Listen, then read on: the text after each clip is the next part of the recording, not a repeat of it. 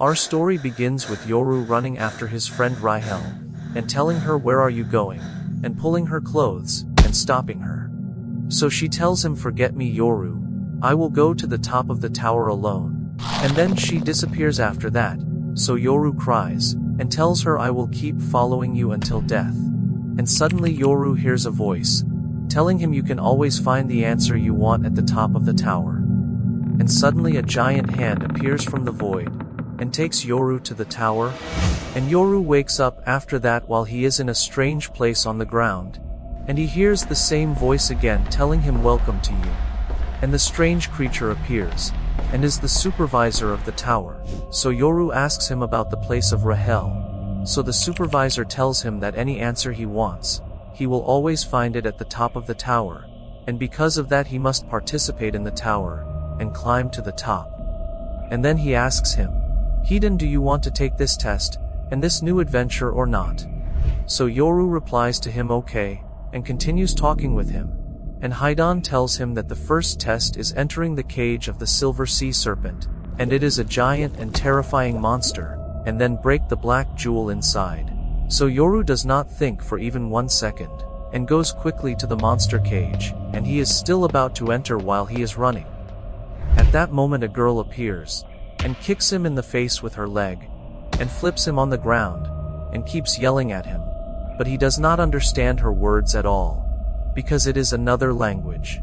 And at that moment another boy comes running, and tells her wait Roy, and he reaches them, and pulls out a ball of wrapped cloth, and tells her that Yoru does not understand what they are saying, and directs the ball at him.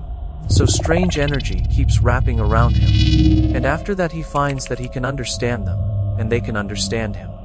And the boy tells him that this ball is a translator, and he can hide it if he wants, and he says hide, and it disappears.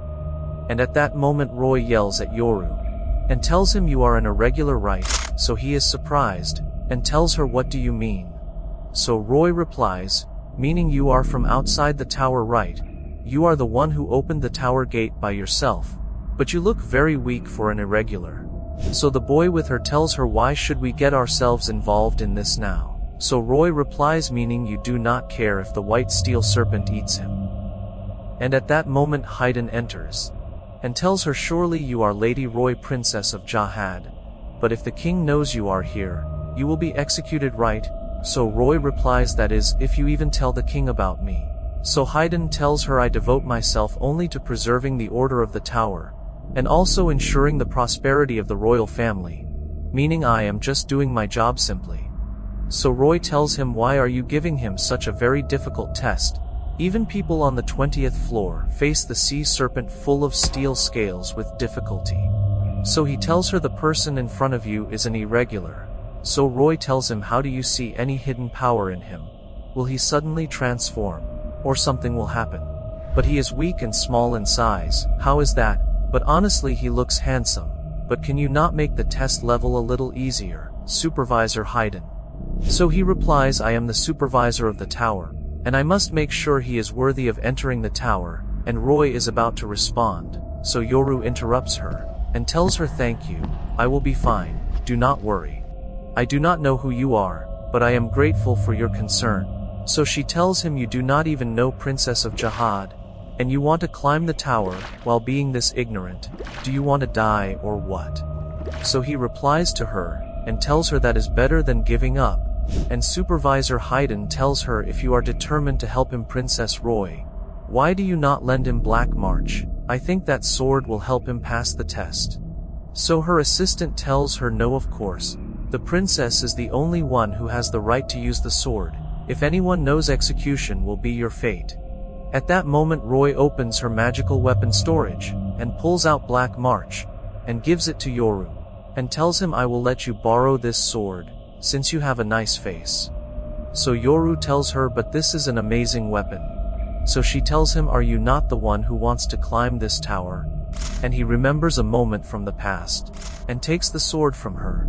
At that moment her assistant is surprised, and Hiden is surprised as well, and tells her I cannot believe you really gave him the sword. So Roy tells him angrily what is it? Was it not you who told me that? So Yoru tells her I will return it to you once I break the orb. So Roy replies and tells him you must focus well on defending your life first, and everything else is easy, so he tells her understood.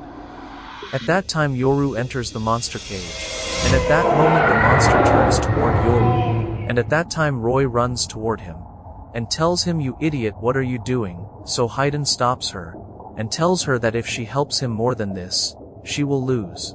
So she tells him, meaning you want me to watch him, while he is dying, and stay silent, and indeed at that time the scene, is that the monster has swallowed him, and everyone becomes surprised by what is happening. And her assistant tells her after that it is impossible to escape from the serpent, so the only solution is to attack it from the inside.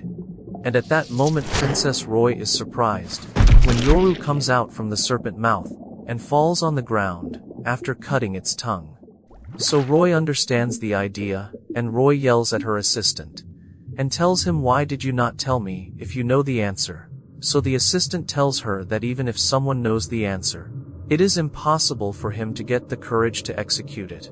But this boy has something he fears more than death. And at that moment Yoru moves toward the jewel, and keeps hitting it with great force to destroy it, but unfortunately it does not break, and everyone becomes extremely shocked, and Roy yells at Supervisor Hayden. So he replies to her, that the test has not even started yet. So Roy tells him what is happening. Why is the orb not breaking? So he tells her I cannot answer that. So she looks at him while he is smiling, and tells him what are you planning? And at that time Yoru keeps trying to break the orb, but unfortunately there is no benefit, and he becomes very upset and angry. And at that moment he remembers the time when Rahel saved him, when he was trapped underground. And later she finds out from him that he does not remember anything about his past. But there is no problem, because she will help him from today, and they will stay together forever. And Yoru feels reassured at that time, that he is safe now. And we return to the present, and Yoru keeps striking the jewel, and still there is no benefit.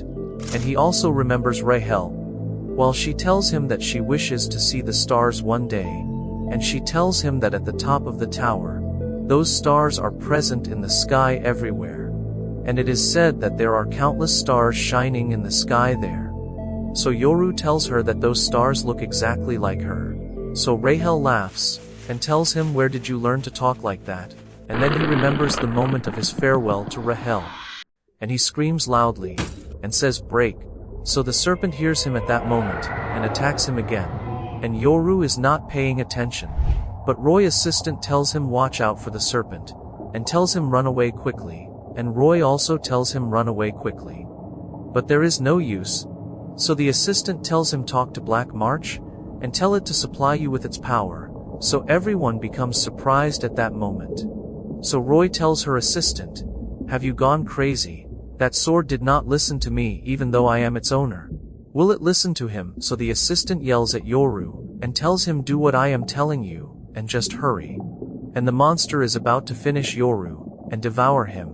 But Yoru actually talks to the sword, and asks it to lend him its power. At that moment, a very bright energy explodes from the sword, and everyone is astonished that the sword responded to Yoru, and that energy throws the serpent very far away from Yoru. And Black March appears, and it turns out to be the spirit of a strong girl, who talks to Yoru, and tells him boy you want power, so you can climb the tower. So Yoru replies to her, no I am not interested in the tower, grant me your power, so I can see Rahel again please. So March smiles, and tells him you are really a boring boy, but I will lend you my power this time. And Roy is amazed by what is happening, and says what is this, meaning you did not give me your power, just because I am a girl. So she tells her yes, I only like boys.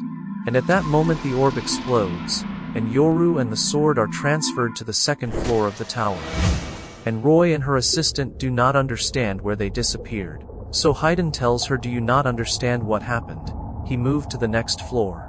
So her assistant panics, and says what kind of hell is this? He still has Black March. So Roy replies to him, and tells him that is why we must go after him quickly, that is all. So her assistant tells her what are you saying? So she tells him we will go after him. So he tells her we are forbidden from entering the test fields of the tower ascent. So she tells him shut up, and continues walking, and tells him a life without excitement does not deserve anything, so come on, hurry, do your role, navigator. And then they walk, and even Haydn is excited to know what will happen next. And at that time, while Yoru is transferred to the next floor, March talks to him and tells him that in their next meeting things will not be like last time, and tells him that when he meets Rahel, she will have lived many other things without him. So sleep and rest now, because the road ahead is very difficult. And Yoru wakes up after that, on land full of grass, and suddenly hears the sound of the start of the test, coming from a cubic jewel in the sky. And it tells them, players, welcome to the second floor of the tower. This floor will determine whether you will continue ascending or not. Let us begin the first test. And the test is that they are 400 players, and they must become 200 players only, and suddenly the test begins. And many players try to kill Yoru, and every time someone comes to kill him, another person kills the attacker, and then gets killed by another person, and so on. And at that time Yoru does nothing, except running away. And at that moment two gather with Yoru in one place, and Yoru is standing, and a giant lizard attacks him, but stops its weapon before touching Yoru, and tells him, surrender, turtle, you black. So Yoru is surprised, and tells him what turtle, and at that moment another boy comes, and says, a talking crocodile. I want to know how much he is worth, and puts his hand on Yoru. So Yoru gets startled, and moves away quickly, distancing himself, and becomes surprised how did he appear suddenly like that. And the boy tells Yoru, is this crocodile not your pet? So the crocodile is shocked, and gets angry, and tells them, I am not a crocodile, I am Rak. So the boy tells him, what, this is excellent, you can introduce yourself too, this is truly amazing. And Rak says at that moment, I have nothing to do with you, turtle, you blue. So the boy asks him, what are you planning to do? So he replies, hunt him, because I become stronger in hunting. So the blue-haired boy says, another foolish person, who follows orders of others without thinking, and everyone is fighting, and eliminating each other. So Rak tells the blue-haired boy, I do not have time for your riddles, and attacks him. So the boy tells him, I see, I am smarter than crocodile thinking, and then tells them, I will leave you, and continue on my path. And he says he will go gather strong allies, and bids them farewell, and leaves. But Rak is surprised, and then turns himself toward Yoru, so Yoru points the sword at him, so the blue-haired boy notices that the sword with Yoru is a very powerful sword. So he says that curiosity took control of him again, and he decides to help Yoru. And Yoru decides that he must fight, so he can find Rahel. And as Rak is about to tell him, let us fight, the blue-haired boy throws the spear at him, and knocks him to the ground, and takes Yoru, and they start running. And at that moment Rak gets more angry, and starts running after them, and they end up hiding behind another monster, that is very peaceful. And that monster is from the Tegan clan, and it is a completely gentle clan, even in normal conditions, and the boy introduces himself to Yoru, and tells him, my name is Kun, and at that moment Kun pulls him, and tells him, where did you get Black March from? That weapon is taken from Jihad only, the king of the tower, and he gives it to the princesses he chooses only. And we find at that time Roy, with her assistant, searching for the path to reach Yoru. And we return to Yoru, and Kun tells him, how are you, a man? And also still new in the tower, and you have that weapon. And Yoru remembers when Haydn was saying that if the king knew the princess helped him, she would be executed. So Yoru tells Kun that the princess lent it to him only. So Kun is surprised, and says to himself, could this boy be chosen? He is an exception. And at that time Rak is still searching for them everywhere, and Kun tells Yoru, let us go quickly. So Yoru tells him where to. So Kun tells him, do not ask much, let us go. So Yoru tells him okay, and runs after him. And at that time two very strong people meet, and challenge each other in battle. And there is another normal person passing through the grass with difficulty, and finds those two challenging each other, and they completely ignore him. And at that time the girl tells the boy, run if you can. So he tells her, why run? Running is for the weak, so why should I run from you? And he blocks her attack, and launches another attack at her with his sword, and they start a fierce battle together. And that normal person is watching them from afar, and is amazed by their strength. And at the same time Rak is still running everywhere, and searching for Kun and Yoru, and a group of people attack him on the way, but he finishes them very easily. And Kun tells Yoru at that time that about 268 chosen remain, meaning only a little left, and the test ends. And Kun finds Yoru surprised by people killing each other. So he tells him, have you never killed anyone before? So Yoru replies, almost, because I do not remember anything about my life before. I only know what I know from Rahel, and what she taught me only. So Kun tells him, Yoru, let us make an alliance between us. I decided when I heard the test rules, that instead of striving to kill 200 people, I will search for allies among the 200 who will survive, and surely they will be strong and amazing. And Kun tells him, more importantly, the rules are not what control you. You are the one who creates your rules. And Kun says to himself, since Yoru caught the attention of Princess Jahad, then surely he is a very interesting boy. And at that moment he finds Rak appearing suddenly behind them, and is about to launch a powerful attack on them. So the test ends. And the stone tells them congratulations to the survivors, and that whoever continues fighting after this moment will be eliminated. And it tells them that the second test has begun, and it is finding allies, and each team must be composed of 3 people, and they must be holding each other before time ends. At that time Kun says this is very difficult. We must make an alliance with Rak, and that is the hardest thing possible. And at that moment Rak continues attacking them. And at that time Rak is still running after Kun and Yoru, and Kun tries to make him understand that they must ally together to pass the test. So Rak tells him, I never ally with my prey. And at that moment Kun gets annoyed, and tells him, then we must kill you in 1 minute, and find another ally. But Yoru stops them, and lowers his weapon, and tells him, I will not fight you. And Kun understands that Yoru wants to force Rak at the last minute, and indeed he succeeds, and at the last minute they jump and get transferred as an allied team. And the scene moves to the waiting and resting area on the mothership, and Kun notices that everyone present there is very strong, and they are about 120 people only. And Rak keeps telling Yoru, fight me. But Yoru refuses again, and then Kun calls him, and tells him, if you reveal Yoru weapon here, you will draw everyone attention to him, and besides your fun will be better the stronger Yoru becomes, right or what? And Rak becomes almost convinced, but goes back on his words and tells him, no, you will not deceive me again. And Kun then brings out chocolates for him, and convinces him with them, and he likes them very much, so he asks for them again.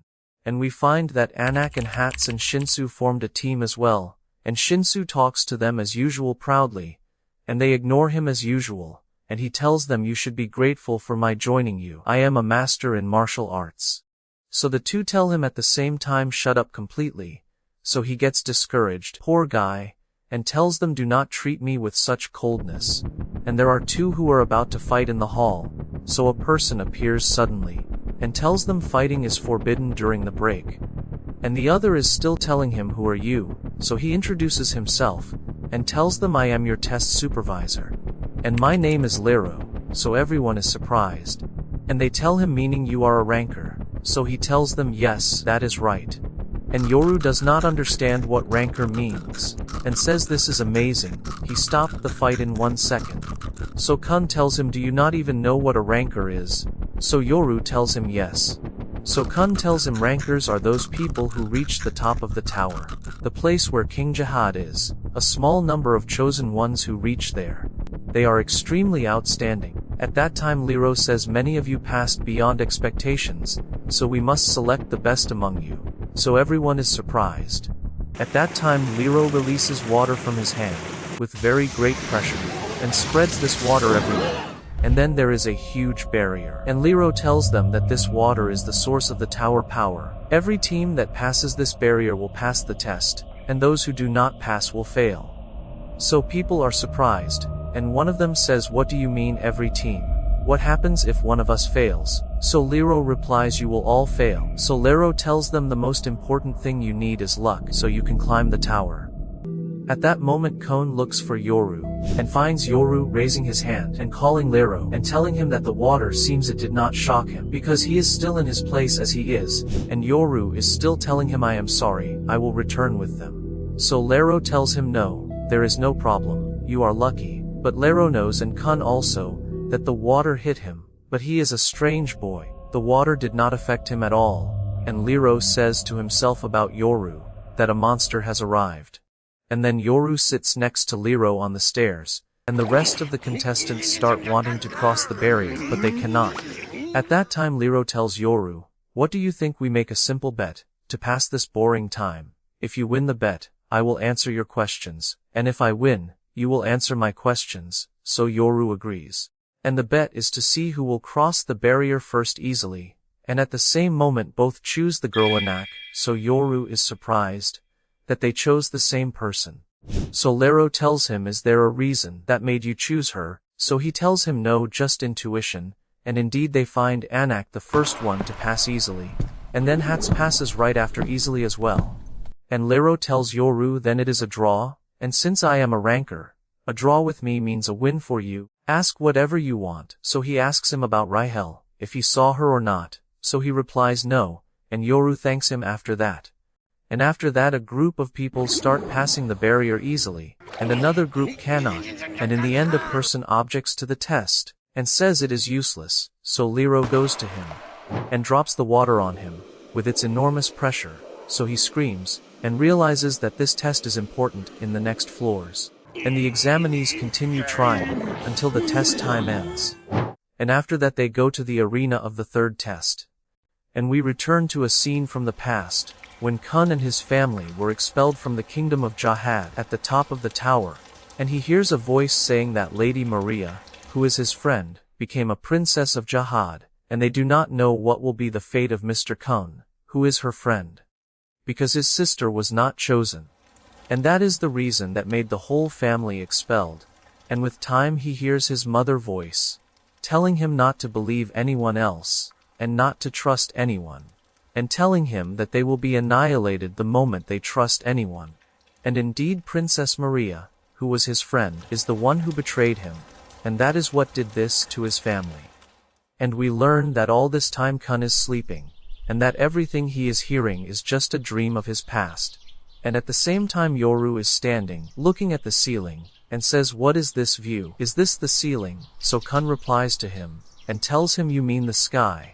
And Yoru is surprised when he learns that this is the sky. And Rak keeps mocking him, and tells him you do not even know the sky. So Yoru tells him are you sure that this blue ceiling is the sky? Meaning there will be stars appearing at night in it. But Rahel said that we will not be able to see them here, except at the top of the tower. So Rak laughs at him, and tells him what are you saying, this is just myths, and Kun tells him he means that this sky is just stories people use in their tales about legends.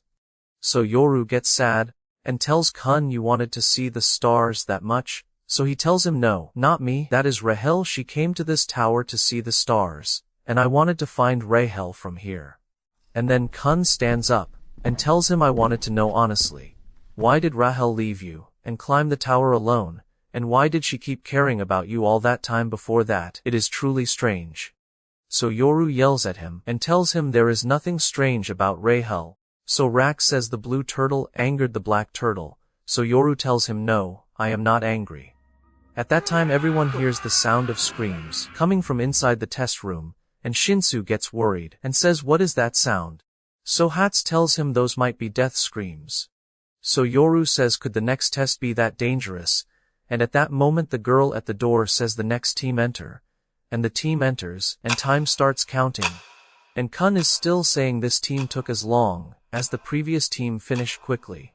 So they hear screaming again, and everyone gets worried again. And Kun says what exactly is happening. And at that moment a rubber man suddenly comes beside them, and tells them you all look very worried. So Kun tells him who are you, what do you want? So the man tells him I said I will give you a hint about the next test. So Yoru gets happy, and tells him really. So the rubber man tells him lower your voice, or everyone will hear you. So Kun tells him and how did you know this hint? So he tells him this is a simple deduction. I was chosen based on my tremendous and very sharp intelligence. So Kun tells him, and what proves that to us?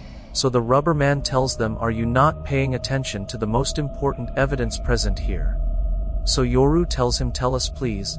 So Kun tells Yoru, shut up completely, and the rubber man tells them the guess is that the idea is time. Every 5 minutes. Any team that did not make a sound has passed the test. The time is 5 minutes. So Kun tells him, indeed you are right. And Yoru tells him, meaning we are supposed to finish the test before 5 minutes. So the rubber man replies, you learn fast.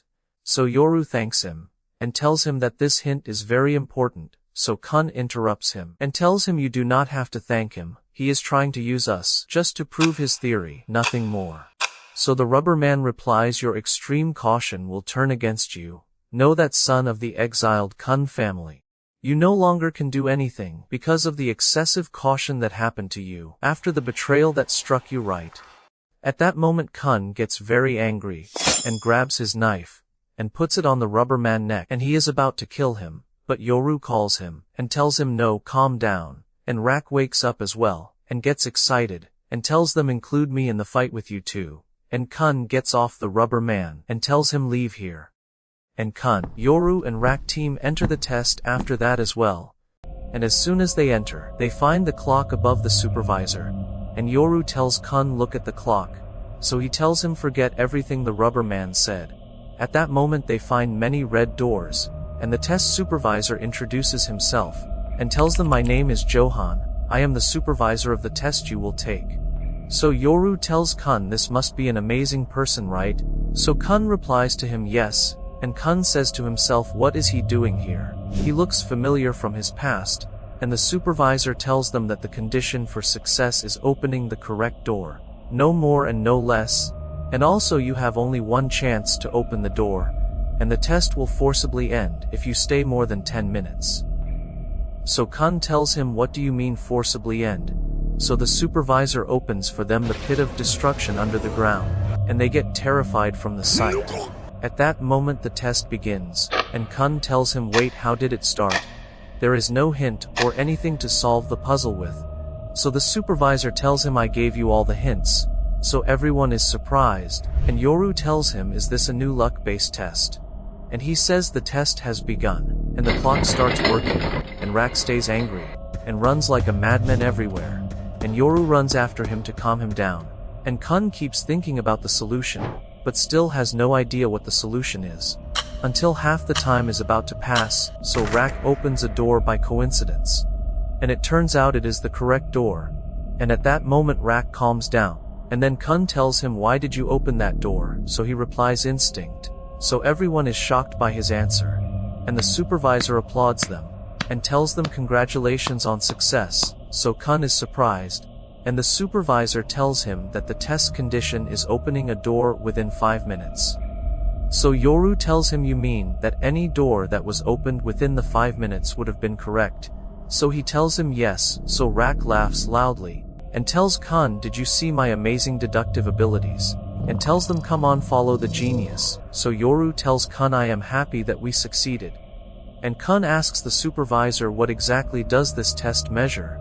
So the supervisor tells him, the wounds that the princess inflicted on you were that deep, that you no longer trust anyone after those wounds, right? You will not be able to do anything ahead without certainty and trust. So Kun tells him, and if that does not happen? So the supervisor replies, the world will not wait for your certainty. You need companions who open doors for you without hesitation. At that time Rak yells at them, and tells them, what is taking you so long? So Kun tells Yoru, let us continue. So he replies, okay, and the supervisor tells him, take good care of yourself. You look like you are carrying a very heavy bag. So Kun tells him, you are really annoying. And then the supervisor lets the next team enter, and teams start entering after that, and succeeding in passing. And then the rubber man enters, and tells the supervisor, you ordered me to give them hints, so why did you make me do that? And at that time Rak is walking on the road, saying, I am Rak, the strongest and the smartest. And the supervisor tells the rubber man, at the same time, I wanted to know whether the hint would hinder them, or help them. At that time Yoru asks Kun about the princess they were talking about. So Kun replies, I am sorry. I have no desire to talk about that subject. So Yoru tells him, okay, I am sorry. And Kun tells him, listen Yoru. So he tells him what? So Kun replies, I hope you see the real stars with Rahel. So Yoru gets happy and tells him okay. And Kun says to himself, I want to protect Yoru. I do not know why, but I am the only one who knows the feeling he is feeling. At that time there is another group at the grass floor test, and only 3 remain, and they are very strong, and killed all the examinees in the place. At that time Johan the supervisor is talking with another supervisor of the grass test, and tells him so only 3 participants succeeded in the first test. You did your job well, Count. So Count gets nervous, and tells him, yes I did. It occurred to me to finish the test quickly. So for that reason I supervised the first and second test myself, and made it an open death battle. So Johan tells him, you mean those 3 killed all the chosen ones within only 30 minutes. So Count tells him, yes, that is right. So Johan tells him, was there among them any irregular, or a princess of Jihad? And Johan tells him, if this news reaches the officials, we will both be executed plainly. So Count gets terrified, and tells him, you can cover up the matter, right? So Johan tells him, no problem. So Count gets happy and thanks him and runs outside. At that time Johan contacts the command, and says, I am a genius in every sense of the word. And Yoru is standing, looking from the ship window outside, and everyone is waiting for the next test in the waiting area. At that time Rak is thirsty, so he tells Kun to buy him a drink, but Kun tells him, buy it yourself. So Yoru runs and tells them, I will buy it. At that moment Shinsu comes to Yoru, when he finds him not knowing how to buy, and says, exchange money, and makes a coin shape with his hand, and buys the drink and gives it to Yoru, and he thanks him. So Shinsu tells him, you already passed, you lucky boy. So Yoru is surprised, and introduces himself and his team to Yoru team, and Shinsu tells him, I hope we both reach the end, Yoru. So Yoru is surprised. So Shinsu tells him, you and I look very normal, right? And that makes me sympathize with you. At that moment Lero appears again, and tells Yoru what an amazing coincidence this is. And at that moment the chosen ones tell Lero what is the next test. So Lero tells them, I have great news for you. So Lero tells them, you got the chance to participate in an additional test. So Shinsu replies to him, entering additional tests is not beneficial for us at all. So Lero tells him, this is not an ordinary test at all. And participation is not mandatory, but whoever enters and wins will pass all the preliminary stages, and he explains the test to them. And the test is called the King Game, and it is that the team that enters will take the crown, and one of the team will sit with the crown on the king throne, and the other 2 will keep defending the king until the last moment against the other teams, and at the same time, if the king moves from the throne, then the team will lose. And indeed all teams participate in the test, and the test begins, and the first participating team is Shinsu, Anak and Hat's team, and the duel begins between them and a group of other fighters, but they crush them of course. At that moment there are the 3 who came from the second round, and entered with them in the King Game as well, and Yoru notices the presence of a girl very similar to Rahel, and this girl could really be her, because she is strange and concealing herself. And at that moment Yoru runs to the iron door of the iron room they are in, and calls out to Rahel, but of course she keeps hiding and does not answer him.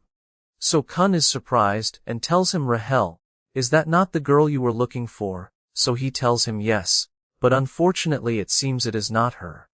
And at that moment the duel starts again, and Lero opens the cages for the teams that want to go out to fight. And at that time Anak is the one holding the crown and sitting on the throne. So Shinsu tells her, come on, you get down. The weakest person in the team is supposed to sit on the throne, which is me, and you fight and defend me. But suddenly Lero tells them that if the one wearing the crown moves away from the throne, then the team will be eliminated.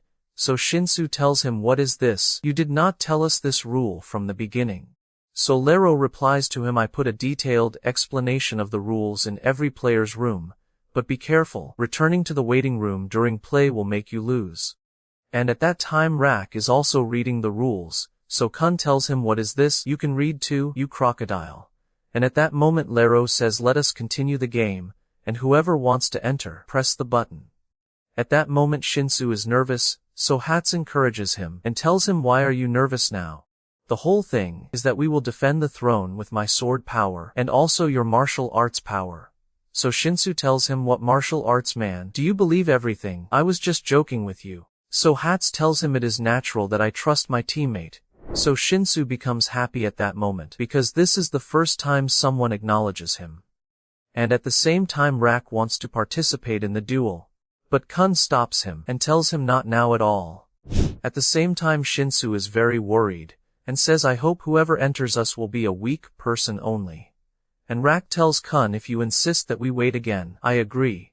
But give me chocolates from the ones you have. So Kun tells him okay and gives him the chocolate. So Yoru tells him, are you always hungry like this, Rak? And at that moment the registration time for entering the duel ends.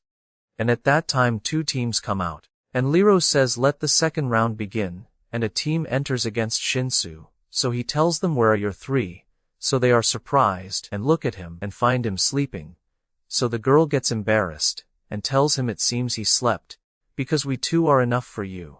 So Shinsu tells her simply, you are right, but I still will not surrender. A trivial man can be very stubborn. And at the same time a team of swordsmen attacks Hats, but he faces them very easily. And Anak is almost completely sleeping on the throne from boredom during the fight, and the boy fighting Hats is surprised that his sword broke from Hats' strength. And Kun and Yoru are watching the fight, and amazed by Hats' amazing skill, and Kun says, how would Hats' team lose? And at that moment the team facing Hats is already tired, and cannot do anything against him. So the team leader comes and says it is time to use the super hell punch, and flames ignite in his hand after that, and he attacks Hats, and the sleeping boy team also attacks Shinsu, but he turns out not tired at all like they thought, and he strikes them and defeats them easily. And Shinsu says to himself that the team attacking him is not strong at all, but their sleeping teammate all this time has something strange. And at that moment the horn girl restrains Shinsu, and the dagger girl is about to stab him, and he already apologizes in his mind to Anak and Hats and thinks he is about to die, but at that moment Hats comes and saves him, and tells him, who closes his eyes in battle like that, you idiot? And the dagger girl looks at the other team and tells them, what are you all doing this whole time? And she is shocked when she finds that Hats crushed them, so she gets angry, and tells their leader, what man, where is that super hell punch? And Hats asks Shinsu after that about their 3rd teammate, so he tells him, yeah, that idiot is sleeping over there. So Hats is surprised, and tells him sleeping while his teammates risk their lives in battle. At that time Rak is very excited, and tells Kun, why did you stop me? I wanted to hunt all of them. So Yoru tells him, why are you rushing? We are still in round 2. So Kun tells them, we would have participated normally, and we return to the past by a few minutes, and find the sleeping boy telling his team, come on, we will participate in the next round. So the dagger girl tells him, are you stupid? What are you saying? Do you think we will last to the end if we enter now against that team? So he replies, you are the stupid one. So she gets angry and tells him, what are you saying? So the horn girl calms her and tells her, let us hear him first. So the boy explains to them that the team sitting on the throne in the game is in a difficult position throughout the game, by the 2nd or 3rd round at most, and as the game progresses, the number of participants increases. And no matter what the team sitting on the throne does, other teams will still enter. And in that case, most likely the crown will be taken from them. And instead of stopping other teams when targeting the crown, it is easier to sit on the throne. And the sleeping boy tells them that he can take the crown from them, but all they have to do is occupy Shinsu and Hats and leave the rest to me. And we return to the present, and find the sleeping boy finally waking up, and using powerful water dash magic, and launching a very strong attack on Anak. So Hats yells at her and tells her to move quickly, because that boy is using waves. So all the chosen ones watching from their waiting room are surprised, and Kun says he was hiding himself all this time, and indeed the attack reaches Anak, but she avoids the attack, and avoids the attacks of the 2 girls. And Shinsu is happy and says that Anak is fine, so Hats tells him where is the fine in that. And at the same time Black March, the sword with Yoru, goes berserk, and Yoru is controlling it with difficulty.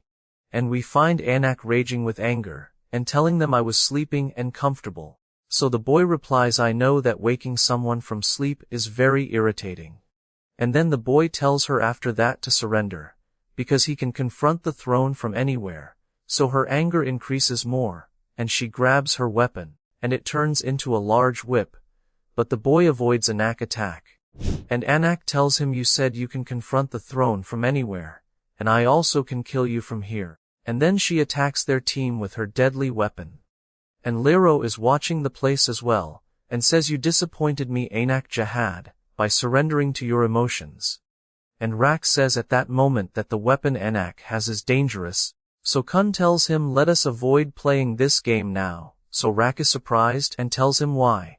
So Kun replies, using an ignition weapon is supposed to be against the rules, and it should not even be in Anak's hands originally. And at that time they find that Black March also goes berserk, and Yoru cannot control it at all, and Yoru tells them that he does not know why the weapon is acting strangely. And Anak at that moment has surrounded the team and is about to finish them, and her anger is consuming her. But suddenly a strange and very strong energy bursts from March, and cuts the cloth Yoru had wrapped it with, and at that moment Anak's weapon calms down, and Anak feels Black March. And at that moment the two girls take the sleeping boy and escape quickly, so he tells them, what are you doing? So the girl tells him, we are escaping, can you not see? So he tells them, what is this? We will be eliminated if we return now. So she replies, no problem, better than dying completely, and indeed they enter their waiting room and get eliminated. And at that time Shinsu tells Anak, we finally won, but she is not focused on him at all.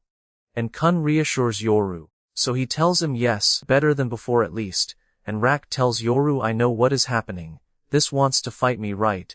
At that moment Anak attacks their cage, and Yoru tells Kun, be careful. And Anak asks Yoru angrily, why do you have that weapon? Why do you have Black March? So Yoru gets nervous and cannot calm down nor control March. So Anak tells him, you are not worthy of owning Black March at all. So Kun says, this girl is more dangerous than we imagined. And at that moment Shinsu comes and tells her, what made you leave the throne and also enter another waiting room? We lost because of that. And Anak continues her words and tells Yoru, give me the weapon quickly. So Shinsu gets angry, and tells her, you made us lose because of that thing. So she tells him, that thing, are you serious? And pinches his finger, swelling it. And she tells him this is one of the 3 most famous weapons, made by the craftsman Ashel Ejuwaru, Black March. So Shinsu tells her, you mean the legendary weapons that King Jihad grants to his princesses? So she tells him, yes. So he tells her, then how do you know all this? And Hats tells her, this weapon smells awful, just like your weapon. So Anak replies to them, yes, the weapon I have is one of the 12 months weapons. This is Green April, and I am a princess of Jihad. So everyone is surprised, and Anak tells Yoru, you are Yoru, right? Then give me the weapon quickly, you have no right to carry it. So Yoru refuses and tells her, no, I cannot. So everyone is surprised, and he tells her, I borrowed this sword from Princess Roy, and I cannot give it to you. So Anak smiles, and tells him, is that so? And she is about to attack him.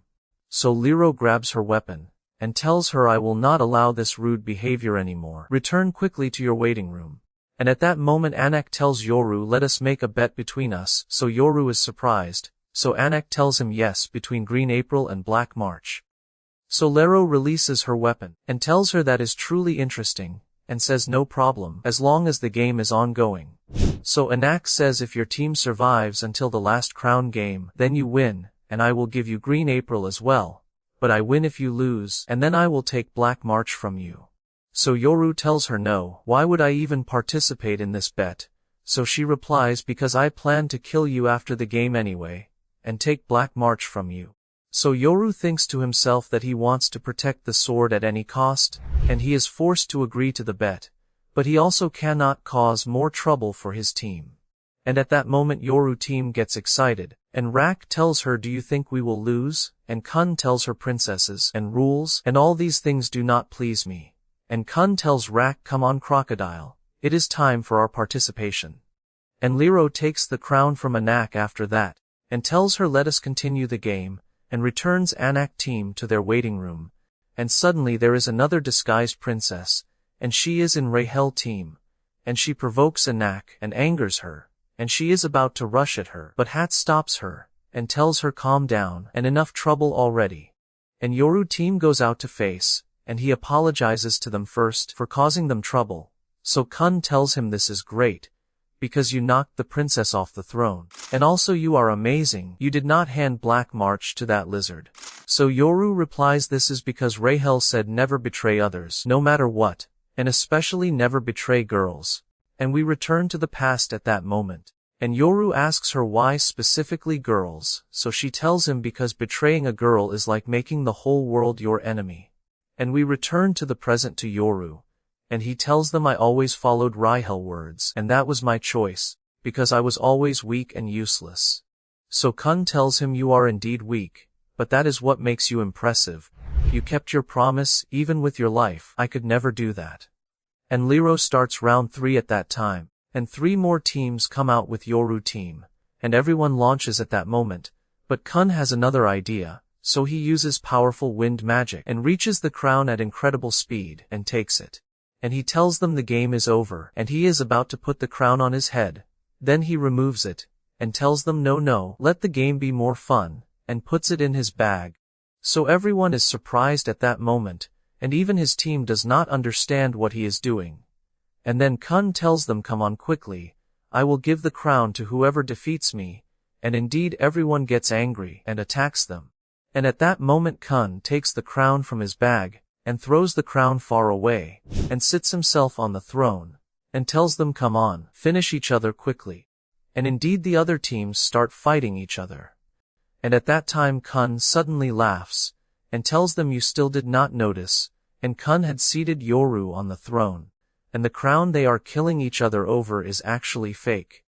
And at that time the princess who was hiding inside says, I must prepare myself for battle as well, and says Rahel you do not mind if I kill them all right. So Rahel looks at Yoru and then says yes. And we return to Kon, as he pulls out a large number of crowns from his bag, and the contestants do not understand anything of what is happening, or why there are so many crowns.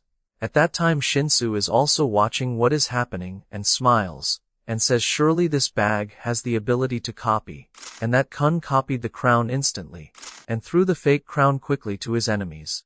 At that moment all the fake crowns disappear, even the ones Kun threw, and nothing remains except the real crown.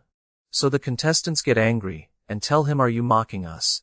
And the squirrel boy says we must unite, and kill this boy first. And at that moment everyone attacks Kon, and Rak swings his spear, and blocks all their attacks at once, and throws his spear through all of them, and finishes them all very easily with one attack. And thus the 4th round ends. And Shinsu tells his team that Yoru team might win the duel like this, but they ignore him as usual. And a new round begins, and the disguised princess says that Yoru team looks like they really think they will win, so she tells Rahel should we press the button, and participate as well.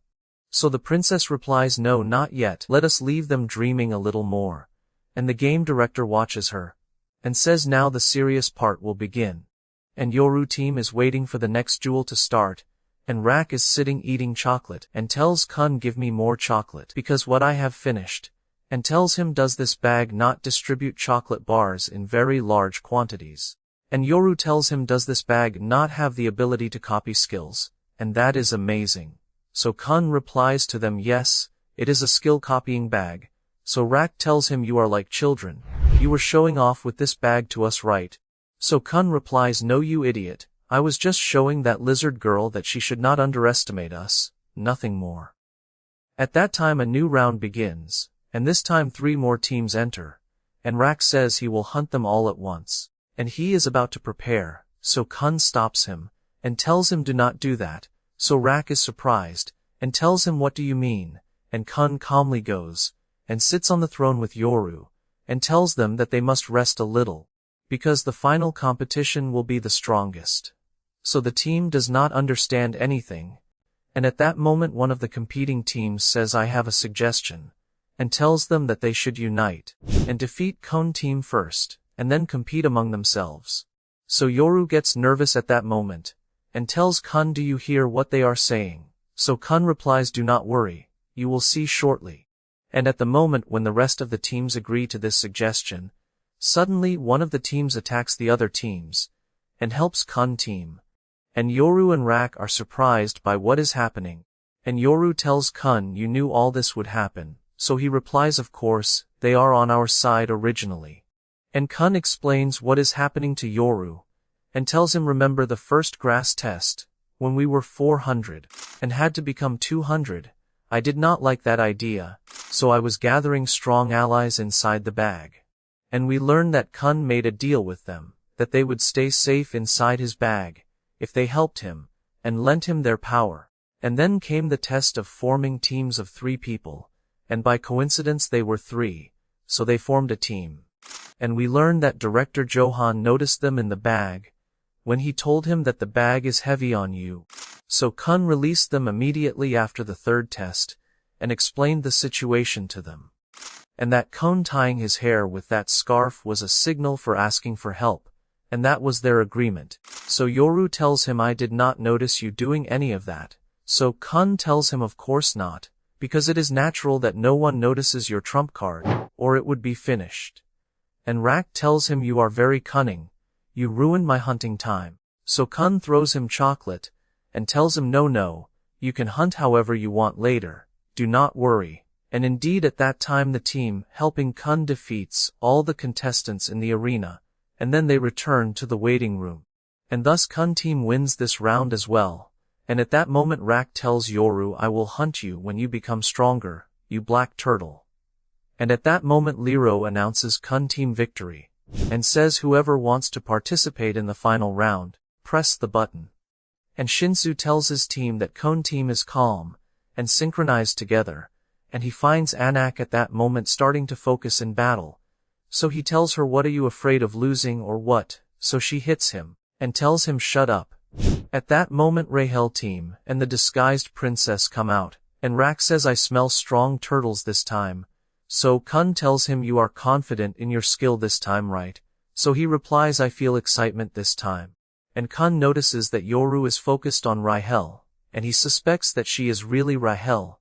So Yoru tells him sorry, I spaced out, and Kun looks at them, and finds that they are the group from the 2nd test arena, and Kun is worried about them, because they are unknown to him.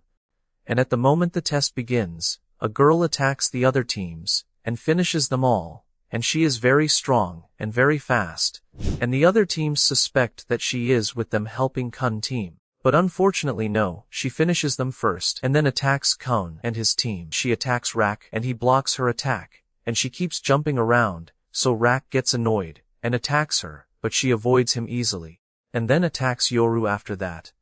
But suddenly something unexpected happens, and the princess attacks that girl and protects Yoru from her. And this princess is very strong, and the two of them keep facing each other with extreme ferocity. And Rak does not understand anything. So Kun tells him the important thing is stay next to Yoru, and protect him well. And at that moment a strong swordsman boy attacks him, and tells him do not take your eyes off me while we are fighting. And another one joins them, and faces Rak, and tells him I am your opponent. And at that time Rahel tells Kun do not worry, everything is fine, we will not steal the crown. And at the moment Yoru hears her voice, he tells her you are Rahel right, but she does not answer him, so Yoru gets more excited, and tells her you are Rahel, answer me, and the fighting between the teams becomes very fierce. And Rak asks Kun did you bribe these ones too to help us, so he replies no, I did not have time, these were in another test arena. And at that time Rak defeats the boy competing with him, and tells Kun why are they helping us then.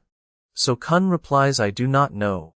But what I know is that they are not interested in the crown, and Kun defeats the swordsman boy as well, and Kun becomes sure that victory is theirs. And the fierce fight between the princess and the masked girl continues, and Yoru is completely useless and does nothing, except asking the girl we all know is Rahel, and tells her are you Rahel? That is why you are helping me, and he says to himself if this is Rahel, then what is the purpose now of me continuing the game?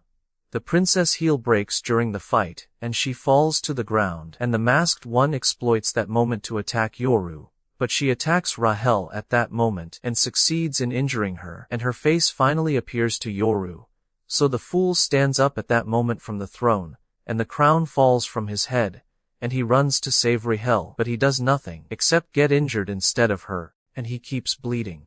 And suddenly when the masked one is about to finish him, a very large suppressed power bursts out of him, and everyone is astonished by this tremendous power, which defeated the girl just by its appearance. And at that time Kun stands, and is about to finish the masked girl, but time stops for a moment because of Black March, and it puts him to sleep after that and calms him. So Yoru falls to the ground and loses consciousness at that time, and time continues normally, and everyone runs toward him, and they become worried about him. And Princess Roy at that time is still wanting to climb to Yoru, and on her way to the floor Yoru is on, and her team is with her. And Yoru at that time is in his treatment room, and Kun is with him beside him, to take care of him. And Lero is also with Director Johan, and tells him what happened, and that the crown game also ended without any winner, because the crown was destroyed due to Yoru power, and tells him that he gave the contestants a rest for 3 days, because they are all very exhausted. And after that they talk about Yoru, and his amazing new power. Yoru remembers when he was with Rahel, and she was telling him that she wants to see the stars without any barriers, because they are very beautiful. Rahel then talks with Kun, and tells him that Yoru was a kind boy, and that she used to take care of him before, but she abandoned him now. And she asks Kun not to tell Yoru that she is Rahel, and tells him to tell him that she is another person. Kun tells her that he does not understand, and asks her why they did not take the crown in the game. Rahel replies that she is the problem, and that if they were together, they would be a burden on each other. But when she leaves, Kun thinks about her words, and says that she is doing this for her own benefit but not for their benefit. And we see that Rak was standing outside the room, waiting, because he is worried about Yoru. And when Kun leaves the room, Rak gets embarrassed, and tells him that he is not worried about him, but Kun knows what is inside him, and tells him to go inside. And we see Anak at that time, and she enters her room, and Shinsu sits with her. And we learn that she took Black March sword, but the sword refuses to talk to her. Shinsu tries to make the sword talk, but he fails to do that. And the spirit inside the sword tells her that she wants to talk to handsome men only. Shinsu gets annoyed and asks Anak why she brought the sword with her, even though she has another sword, and if she has any desire to collect these weapons. But Anak refuses to answer him and talks to him with contempt as well. She leaves the room and meets the girl who was with them in the crown test, and asks her if she knows who owns that sword. And she tells her that the owner of that sword is Roy Jahad, and that she is one of the princesses chosen by King Jahad in the last 500 years. And she warns her that she will die if she forgets her status, and Anak gets angry, and tries to hit her, but the girl avoids her strike. We go to Kun in his room, and he sits thinking about Rahel, and says that she is one of the girls who loves herself very much, and he does not want Yoru to get close to her. Yoru finally wakes up at that time, and Kun tells him that he was asleep for 5 days, and that the next test has started. Yoru gets worried, and remembers that they were disqualified, because he was unconscious. But Kun tells him that he is lucky, and we learn at that time from Lero that this test depends on determining positions in combat. And these positions are fisherman, spear bearer, light bearer, scout, and wave controller, and he explains the role of each position. Kun asks him about the condition of the injured, and whether they will be excluded from this test. Lero tells him that their injuries are their own responsibility. But since Yoru is a wave controller, and the wave controller instructor, whose name is Yoga, is late in arriving, the training will start after 2 days. We return to the present, and Kun tells Yoru that his training will start tomorrow. Then he tells him that the girl who was with him is fine. But it is clear that she is not the one he meant at all, and that he asked her about their relationship, and she said that she has never seen him. But he reassures him that he will meet her again, if they reach the top of the tower, and he goes to get something for him, and gives him new clothes. But Rak gets upset that he did not bring him any clothes as well, but Kun tells him that he will get him clothes next time when he goes to the pet shop. At that time Yoru is thinking about her opinion, and asks himself why she does not want to see him. And we find him after a while going to her room, and he is about to ring the bell. But he changes his mind at the last moment, and says that she is determined to see the stars that much. And he tells himself that he does not want what happened to him to happen to her, and that is why he will be forced to lie, no matter what it takes. We see him eating with Kun, and Kun tells him that even if she was the girl he was looking for, her behavior means that she does not want to see you. And he tells him that the only solution is for him to become stronger, so that he can climb the tower with her. Rak hears them and tells Yoru that Kun is right, and that he must become stronger and then fight them. Yoru understands their intention, and tells them that he will do that. We see a strange creature explaining Shinsu to the users, including Yoru, about this energy. And he tells them that it is a mysterious substance, capable of controlling things.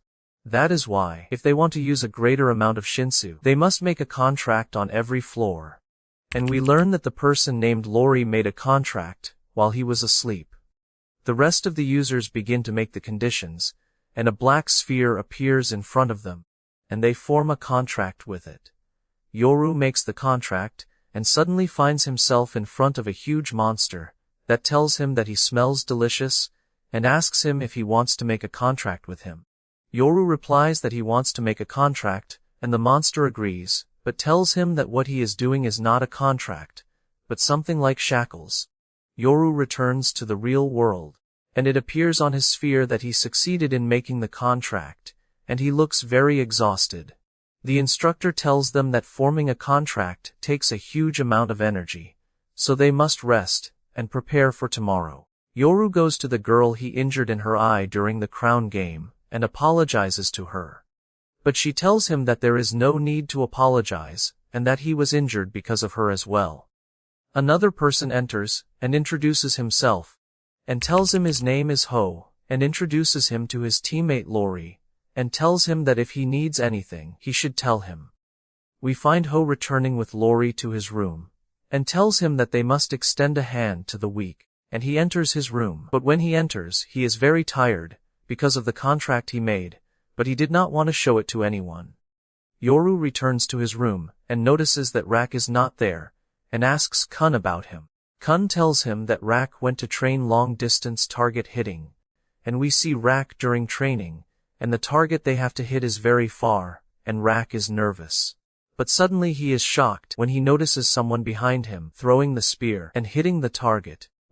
And he realizes that this person was the one against them, when they were playing the crown game. After a while we find Shinsu and Hats going to Kun and Yoru room, and tell them that they want them for something important. We then go to Rahel, and she is sitting upset and tired in her room, and we see her running after a strange light, and suddenly Yoru appears to her with his friends, calls her, and leaves her, and walks away. We see this girl buying food, and we learn that they are paying the price of this hope from the points they earned.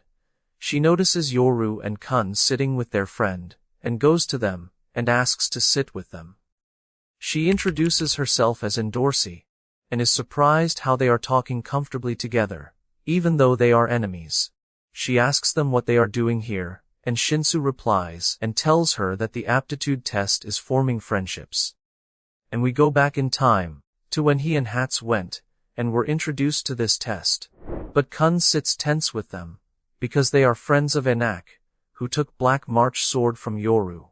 They tell him that they actually left her, because of her stubborn behavior. But still they keep pulling together. Shinsu tries to calm the situation between them, but he cannot, and they want to fight. But Yoru tells Kun to befriend them, and that he was happy when he asked him to be friends in their first test. And then Kun agrees for Yoru's sake, but he still hates Hats. We return to the present, and they ask Endorsi if she wants to be their friend. But she refuses, and tells them that friendship is forbidden in her family, so she cannot be their friend. And here Anak appears, and starts mocking Endorsi, and says that she is a princess of Jahad, and sits with people like them. They are shocked when they find out she is a princess, and Yoru sees Black March sword with her, but she tells him that she will never return it to him. But Yoru tells her that he does not care about the matter, and that he will apologize to Princess Roy. And we see Rahel at that time standing alone to the side, and Endorsi notices her. We see the next day, while they are in the next test, and we learn that the rules of the test are that they must knock each other off these pillars. And suddenly we find Anak attacking Endorsi at once, and calling her a fake, and Endorsi gets upset when she hears that from her. We see Cone inside one of the cubes, and he is examining the status of everyone present. And he sees Rack's statistics, and at that time Rack is training on aiming, and finally succeeds in hitting the target. And Cone notices that there is not much information about the girl named Rahel, or even about Yoru. And we see Yoru at that time training, and succeeding in forming a mass of water. At that time Cone is shocked, when he sees Anak information, and learns that she was chosen to be a princess, and was also given the green April sword, and he is more surprised, when he discovers that she is currently in a tower climbing test, even though she is actually dead. At that time Anak is running after Endorsi, and knocking people off the pillars, and she learns that the number of people in the test has become 8. Endorsi manages to knock Anak off, and tells her that she is an orphan, and a fake, and that since she saw her in the crown game, there was something she wanted to confirm, so she left the game. And she asks her why she chose the path of misery, and calls her sister daughter.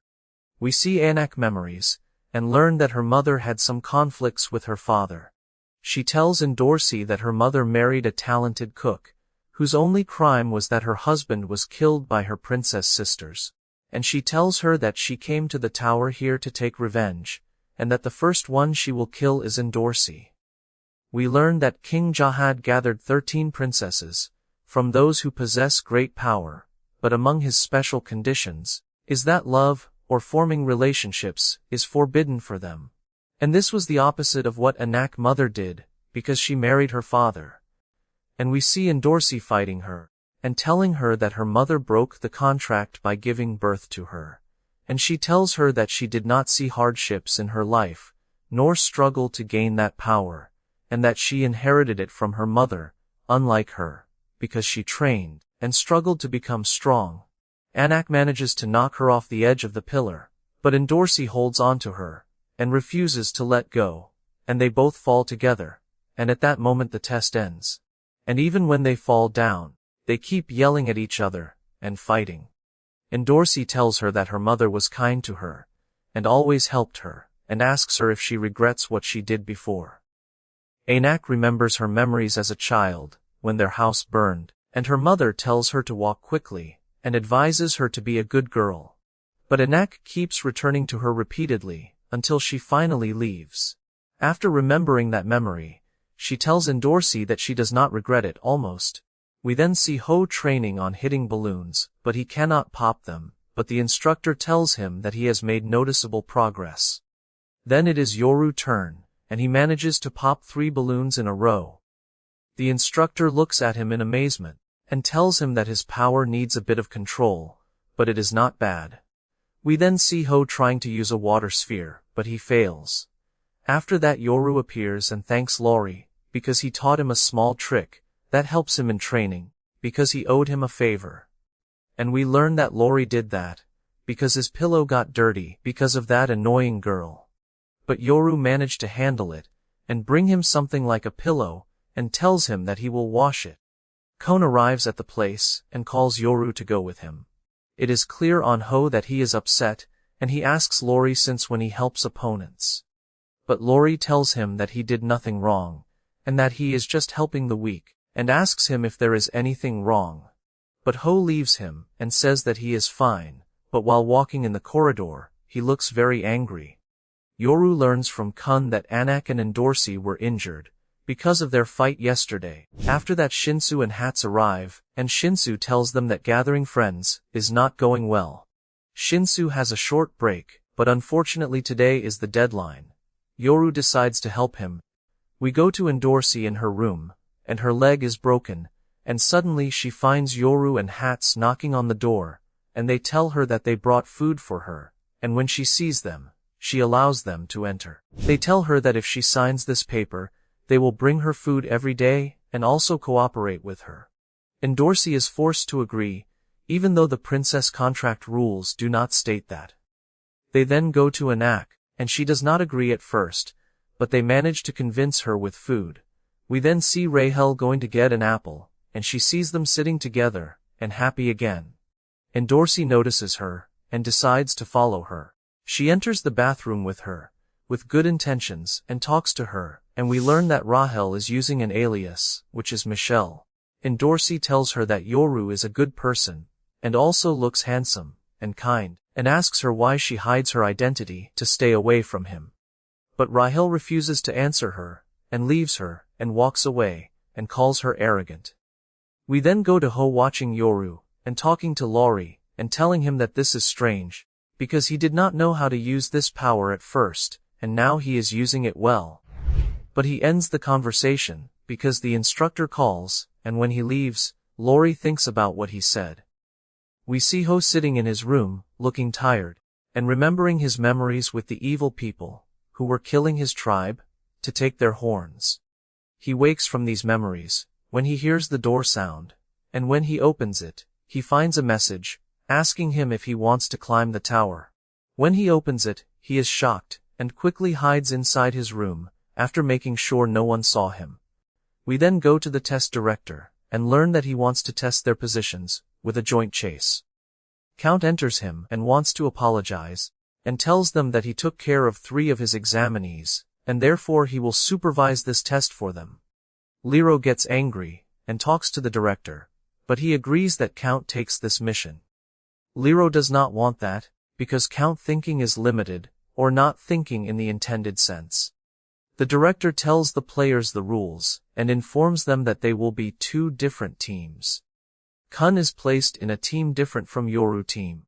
The field commander comes to them, and tells them that there are 2 badges from each team, and in order to win, they must help their team badge reach the goal, or even steal the badge from the other team badge.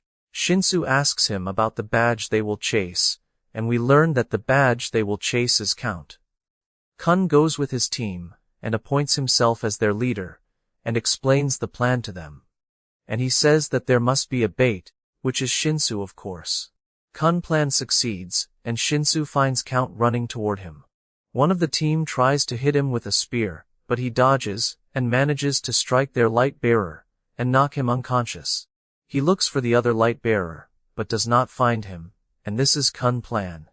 We find Anak standing above the lighthouse, and trying to strike him with her sword, but he dodges her strike and also grabs her sword and knocks her to the ground.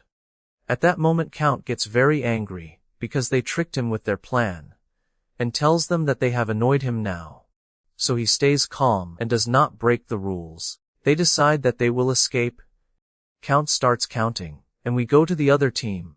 And one of them says that their team is full of failures and weak people. And Dorsey goes to Yoru, and asks him what he is thinking about, and she learns from him that he is thinking about Michelle. He asks her why she entered a team with her, and she tells him that there was no specific reason, and that there was no one left except her to take into the team. He feels upset while watching them, but he notices that Anak went up to the upper floor. After that we see that Count finished counting, and runs toward them at very great speed. Kun warns them to stick to their positions, and tells them that Anak will need 10 minutes to reach the bridge, and that Count has no other choice except to go up the stairs. And he asks them to delay him for at least 5 minutes, and if this plan does not succeed, then they must extract the badge outside. Count reaches the place, and suddenly they find that he disappeared, and appears behind them, and starts hitting them, and manages to take out most of them. The other team sees what is happening, and they are happy that if this team loses, then they will win. Kun informs the rest of the team that the stair team has been completely wiped out, and that their badge will reach the top of the stairs soon. Shinsu wants Laurie to help them, but Kun tells him that Laurie is sleeping at the starting line already. After that we see Rak doing an eating challenge with that monster. And Lero tells the director that Anak is finished, and that is because Count knows exactly which exit she will head toward, and that it is just a matter of time before he catches her. But Rak tells him not to underestimate her at all, and that she definitely has a plan to handle the situation. Count reaches Shinsu at that time and hits him, because he called him a short red-haired guy. But Shinsu at least managed to delay him a little. Count reaches Kun, and asks him about the location of their badge, but Kun tells him that it is not here. And he tells him that it was here, but it jumped from the bridge toward the exit. Count laughs at him, and tells him that it is impossible that she jumped from that height, but Kun tells him that she is a princess after all, and surely knew how to deal with the situation. We return to the past and see Anak finally reached Kun, and he asks her to go up to that lighthouse, and just wait. Count realizes that Kun copied the lighthouse, and placed Anak inside it, but Kun tries to lie to him. But Count asks him what will happen to the lighthouse, if he jumps with him now, and breaks his bones. And suddenly he grabs him, and jumps with him from the bridge. But it turns out that Kun had planned for this as well, and he releases Count hand, and grabs a rope, and pulls Anak lighthouse, and lets her continue her path. Yoru becomes happy when he sees that this happened, and because Kun plan succeeded this way. We go to Count, who is very angry with Kun, but suddenly hears a voice asking him if he wants help. We go to Anak, who is close to the winning door, but suddenly finds Count in front of her, and he runs at her and takes the badge from her. We see them in their private wing, and Shinsu is sad that they lost in this way. Kun keeps telling them that it is his fault for all of this, and that if he had made a good plan, this would not have happened. But the whole team tells him that he did what was necessary and more, and without him they would not have advanced this far. We go back in time, and see that the person who offered Count help was Lori. And Lori goes down with his lighthouse, and tells Count that he can lift him up, and Count asks him if he is really betraying his team, and then he goes up. And Kun did all of this to ensure that Yoru wins in the end.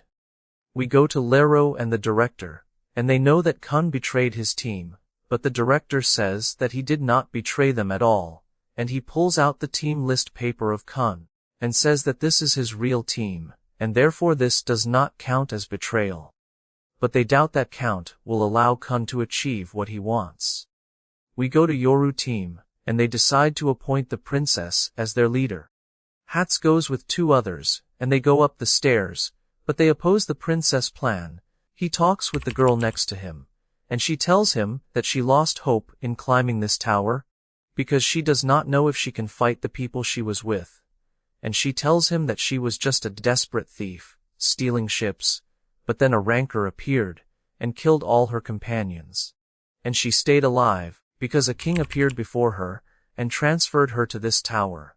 And she felt excitement at first, but now she feels nothing. We then see Hats, after he hit those guys, because they opposed him, and he makes them apologize to him for what they did. But suddenly he tells them that he has arrived, and that they should prepare, and he means the rancor. We go to the princess, and when she learns that the rancor arrived, she hits one of those with her, and says that her plan succeeded. She tells them her story, that when she was young, she arrived at a noble house, while she was homeless, and all her clothes were dirty. And we learn that this family used to adopt talented girls to make them princesses of Jihad. And we learn that food there was given according to your strength and training, and at that time she was eating dry bread. But over time she started eating luxurious meat dishes, and we learn that she managed to defeat all her sisters. We learn that she wants to eliminate all members of Team B, and that is because only 4 of the 6 fisherman candidates will pass the position determination test. One of them tries to run away, but she strikes him, and the other tries to hit her with his sword, but she manages to defeat him.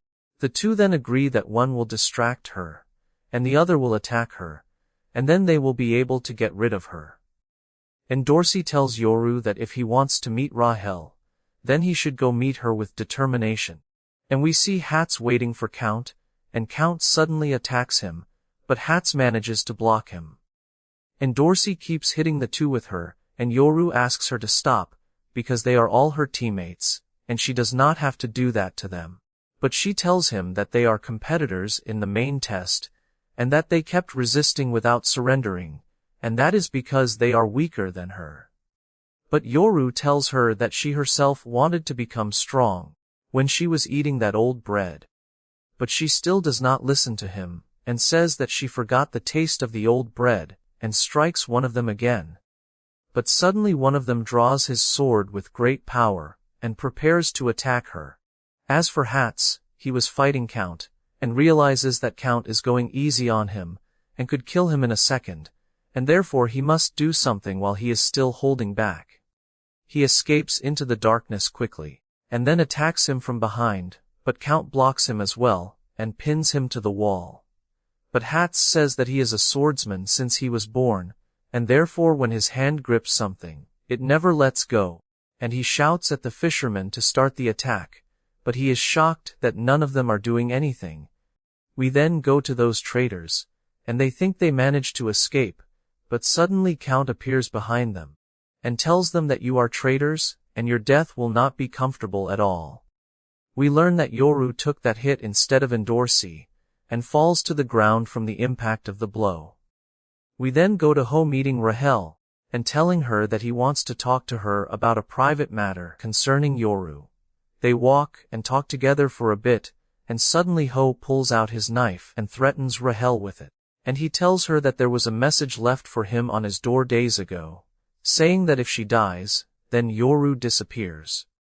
And we see that the other team sees what is happening, and the director says that they cannot stop the test anyway. At that moment we find that huge man getting up, and Rak asks him where he is going. We return to Yoru, saying that he cannot deceive anyone to climb the tower, and that he does not want Rahel to do that either. Endorsi tells him that this is not what Rahel wants, but he insists on his decision, and says that this is his instinct and he cannot go against it and that he will protect her no matter what, and then he leaves the place. We go to Ho telling Michelle that Yoru will come here, as soon as he knows that your lighthouse is disabled. Suddenly Count appears, and Ho is shocked that he is here, and asks him why he is not chasing her badge. But Count tells him to shut up, and that everything he said was correct. Ho asks him who he means, but Count does not answer, and tells him to drop the knife already. Ho feels that something strange is happening, and asks Count what exactly is going on. Yoru appears as well, and asks him what he is doing, but Ho tells him to shut up, and just grab the rancor. And he tells him that he will kill her, because all of this is his fault for revealing his power.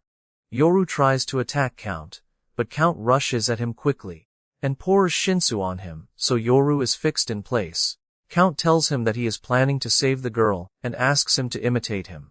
Count leaves to grab the badge, and tells Yoru to deal with Ho himself. Rahel tries to break free from Ho, but he stabs her in the back. Yoru gets furious and runs at Ho, and uses the same technique Count used on him. He goes to check on Rahel, and she asks him why he followed her, even though she told him not to come. Suddenly she bleeds heavily, and faints, and when we go to Rak, we find that the huge monster disappeared from beside him suddenly. Ho talks to Yoru, and tells him that he thought he would climb when he erased him, but unfortunately the tower chose him.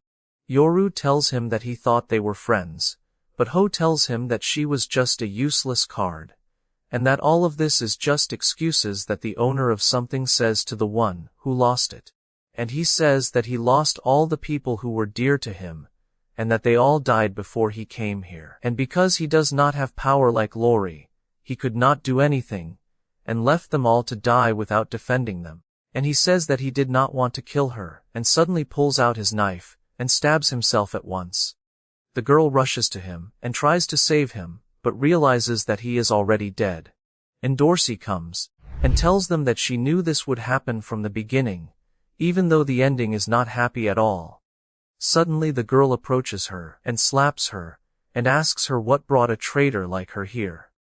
But Endorsi tells her to calm down, and think rationally, because this girl will die if they do nothing. Endorsi tells Yoru that she does not find anything special about this girl, and tells him that if he keeps passing the tests this way, he will lose a lot. We go to her and Count to fight, and she starts attacking, but Count manages to dodge her attacks. Yoru helps Endorsi using his Shinsu, but Count succeeds in the end in taking the badge from her.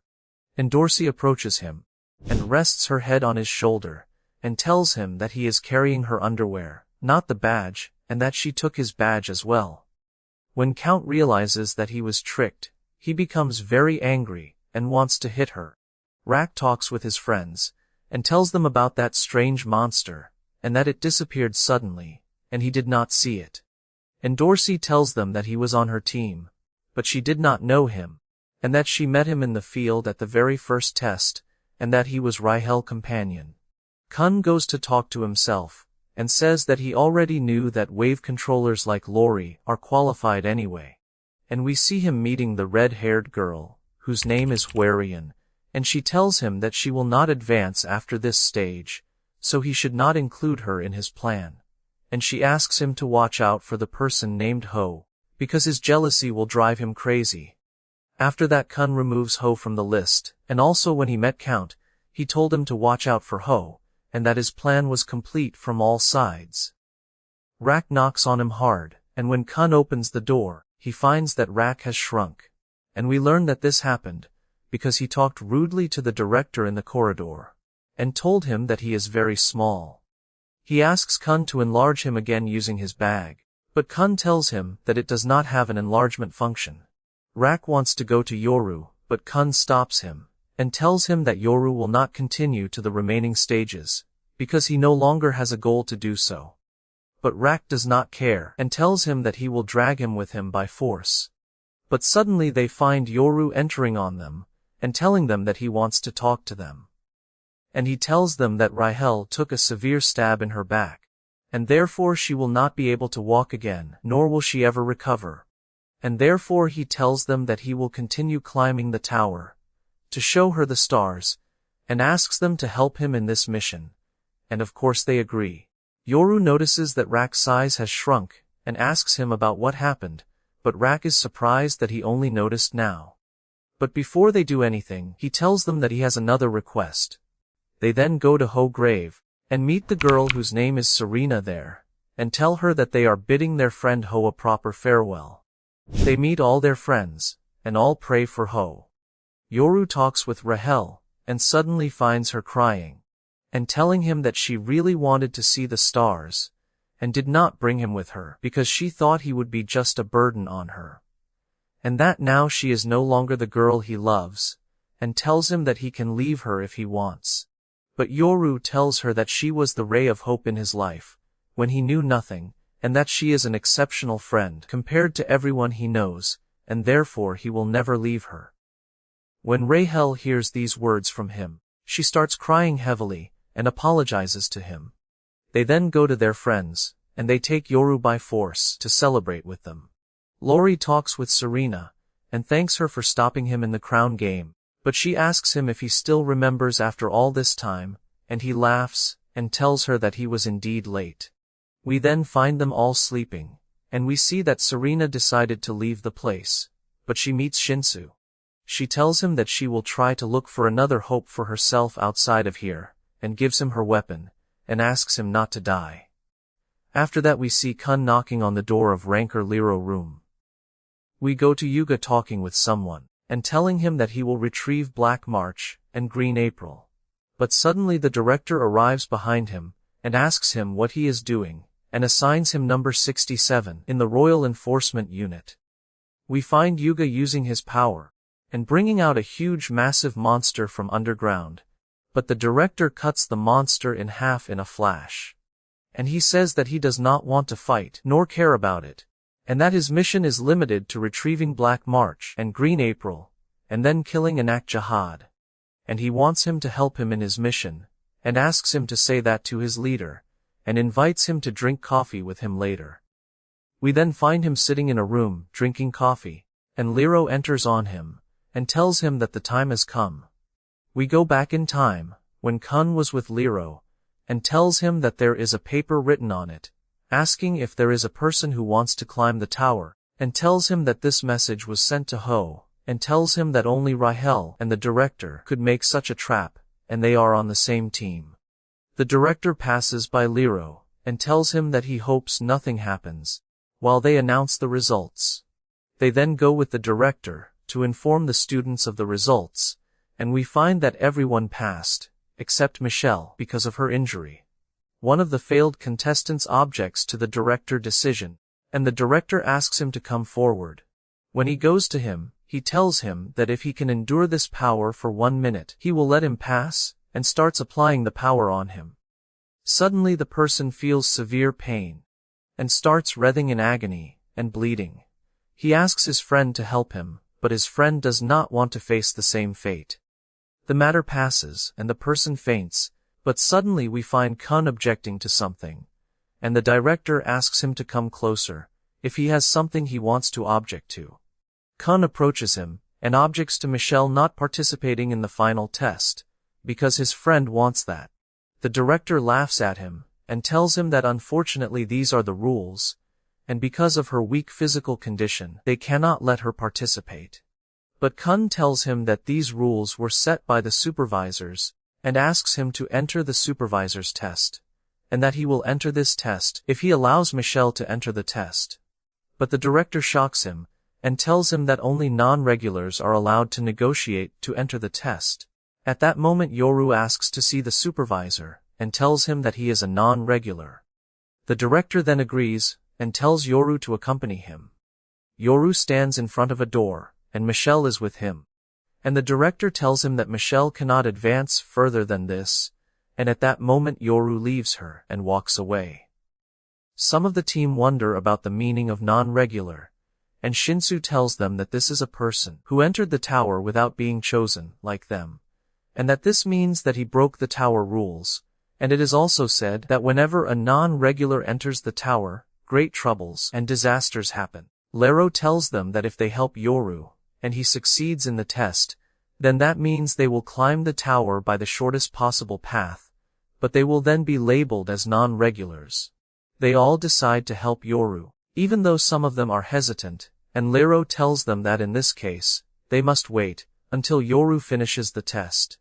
We then see Yoru in a strange place, meeting that huge monster again, and the monster tells him that they have finally met again together. Yoru sits talking with him, and asks him what exactly he wants. Yoru returns to the real world, and the director asks him about what happened with the supervisor, and whether he agreed or not. Yoru tells him that he agreed, and said that he can take the test with Rahel, and that the rest is up to you, director. At that moment the director says that they will start the final test now. We see Rahel and Yoru underwater, and there are very beautiful scenes around them.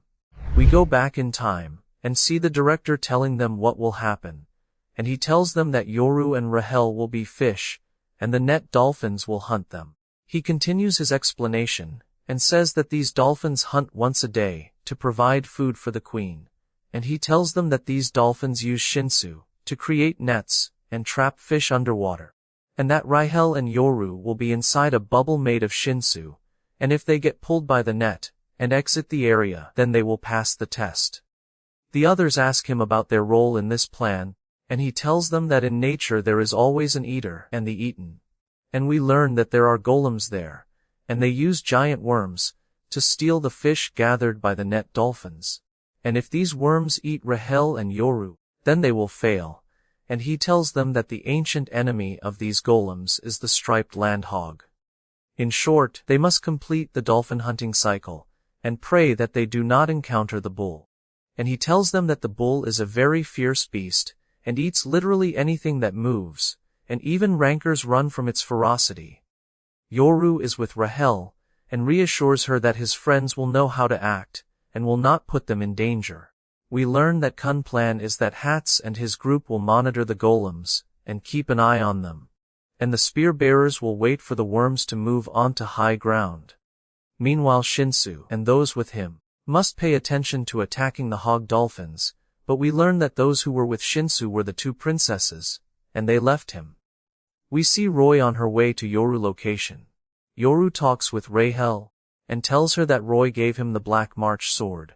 We see Shinsu sitting alone, feeling a bit nervous, and Kun talks to him, and asks if there are big risks in facing this test, and asks him why he helps Yoru. Shinsu tells him that the reason Yoru shines is because he has everything they lacked before entering this tower, and that is why he does not want him to lose what he has. Kun tells him that he is a good person. And Shinsu says the same thing. Suddenly Hats contacts Kun and informs him that Didi and Blorose disappeared. Suddenly Shinsu runs into the bull, and it has someone in its mouth, and Shinsu informs his team that the bull is here. But the bull ignores him, and follows the dolphins to eat them. But Shinsu knows that if he leaves it, the plan will completely fail, so he attacks the beast with the dagger Serena gave him. But he cannot do anything to it, except anger it, and the beast is about to eat him. But suddenly Anak appears, and saves Shinsu at the last second, and Endorsi is with her, and they tell the beast not to eat Shinsu, because it will hurt its stomach. The beast attacks them, and they agree to make a bet, that each of them will attack the bull for 5 minutes, and if Endorsi defeats the bull, she will take the 12-month sword chain. And if Anak manages to defeat the bull, then Endorsi will be her servant for life. We see Rak shouting, because he feels bored. But suddenly Hat signals all the spear bearers, because the golems have started moving, and asks them to get serious. We return to Yoru with Rahel, and they realize that the dolphin's net has formed around them. Yoru is not afraid, and tells Rahel that if he feels anxious, then she will feel anxious with him, and they start joking together. We go to Kon, and he realizes that the fish net has formed, and they do not know what to do once it goes underwater. But the small girl talks to him, and takes out a jar, and tells him that she can help him with it. We go to Endorsi fighting the beast, and Anak is counting the time for her by the second. But suddenly the beast roars, and runs away from them, but Endorsi and Anak do not let it go, and chase it with Shinsu. We then see Yuga sitting, and eating pizza, and saying that he fell into a trap. We return to Kun and the small girl, and we find a flying fish, and a long white line appears beneath it. The girl tells Kun that he was right, and that there is indeed another path underground. But Kun asks her why she did not say that she is a tamer, and can control sea creatures. She replies that she is not good at fighting, but she can search the area using her detector. Kun asks her if a tamer can control any animal, but she tells him that she cannot do that, but rankers can. We then see Endorsi fighting the beast, but she feels that it became stronger, and it manages to grab her, and slam her into the wall, and knock her unconscious. At that moment Yuga appears in front of Anak, and tells her that she resembles her mother in her actions. Anak is shocked to hear that, and he tells her that his name is Ren. Suddenly he pulls out her mother necklace with his tongue, and Anak is shocked when she sees it, and gets angry, and tells him to give it back. We go to Kun telling the spear bearers not to move, until he gives them the signal. At that moment Yoru is chatting with Rahel, and Rahel thinks about everything he said, and tells him that he is amazing. We see Anak fighting Yuga, but in the end he manages to stab her in the stomach. We return to the spear bearers, and see that one of the golems dug into their position, and was about to strike Hats from behind. But one of the spear bearers makes a mistake, and kills the beast unintentionally, and they are forced to run from the golems, because they start chasing them. We return to Anak crawling, and trying to reach her sword, while Yuga keeps pushing it away, until he finally swallows it. He decides to kill her, but then changes his mind, and says that this would not be entertaining. We find the bull coming toward them with Endorsi, and it throws her to the ground, next to Anak. Suddenly Yuga pulls out the green April sword, and gives it to Endorsi, and tells her to kill this fake, and also kill her father enemy. We return to Yoru, telling Rahel that they are close to reaching the goal. We learn that Yuga managed to control Endorsi, so that she would kill Anak. We see Shinsu searching for them, and thinking that the bull really ate them, and suddenly he feels a very strong threat coming from behind, and we learn that this person is Roy, and she asks him if he is looking for a princess. We return to Anak, and learn that she is trying to heal herself, and notices Endorsi doing the same. When we return to Yoru and Rahel, both of their hands are glowing in a strange way, and Yoru feels that a strange power is gathering around him, and Rahel tells him that they are inside Shinsu energy, and that must be the reason. We return to Endorsi, who is about to kill Anak, but suddenly she leans closer to her, and tells her that they should have lunch together later. We learn that all of this was just acting, and that she is not being controlled at all, and she gives the green April sword to Anak, and starts attacking Yuga. Dorsey helps her as well, and they manage to injure Yuga. We see Rak running from the golems, but he changes his mind, because it is not his nature to run from a fight, and he charges toward the enemy at once, and jumps on top of the biggest worm. We see Yuga smashed into the wall, because of what they did to him, and Dorsey approaches him, and tells him that it is over. But suddenly a huge electric energy comes out of his mouth and strikes her. He attacks Anak, and presses on her wound, and talks to Dorsey, and tells her that he will report her to the king as a traitor. Dorsey realizes that this was his intention from the beginning. But suddenly Roy appears, and it was Shinsu who told her their location. Yuga is surprised, and asks her what a princess like her is doing here. Roy tells him that the two girls on the ground are her sisters, and she also notices that her sword is lying on the ground, and asks what brought it here. Yuga tells her that he came here by order of King Jahad, to retrieve the 12-month series swords.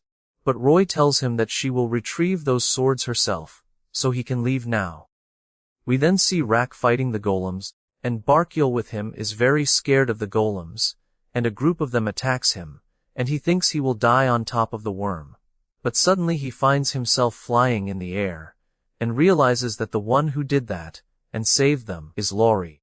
We return to Roy, and Yuga tells her that the king will be saddened when he learns that she defended a fake.